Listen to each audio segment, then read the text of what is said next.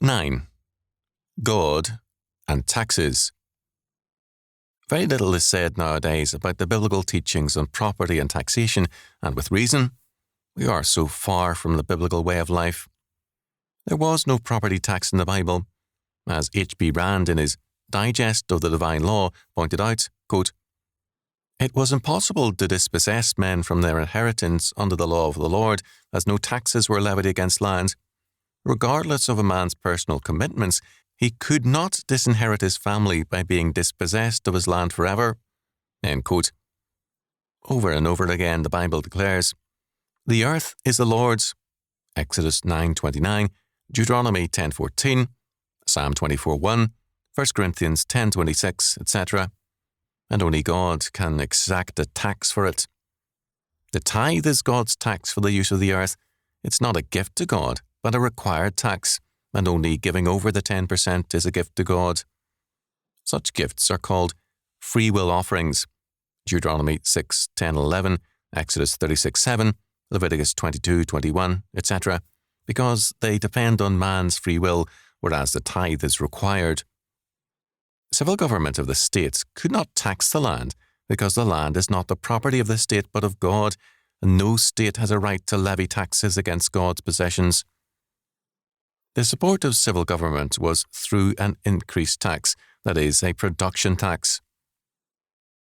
H.B. Clarke, in Biblical Law, pointed out that Samuel declared it to be a sign of tyranny and evil when civil government required as much for its support as God does in his tithe.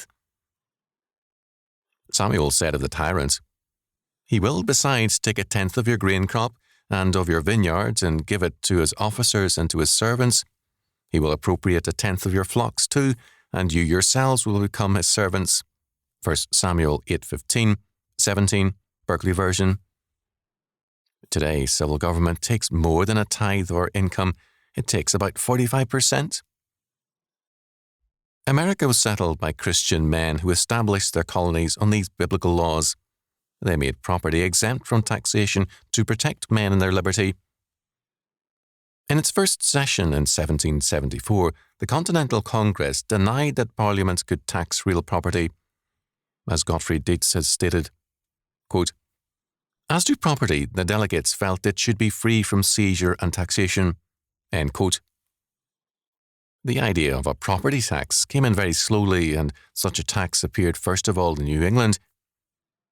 The old biblical standard gave way as deism, Unitarianism, and atheism spread. Such unbelievers saw the state as man's saviour, and therefore they favoured placing more and more power in the hands of the state. The property tax was resisted in many areas, especially in the South, where post-Civil War Reconstruction made it a weapon for destroying the old order. Today, the lordship of the triune God is being denied, the tithe is neglected, the power of statism is increasing, and taxation is compelling men to pay rent for their property. Property was ordained by God to establish men in liberty. It's now being taken from man, and liberty is waning. If men could acknowledge the sovereignty of God, render to truly Christian causes God's tithe, and then work to free the land from the tyranny of taxation, a great rebirth of liberty would be forthcoming. This is a cause to work for.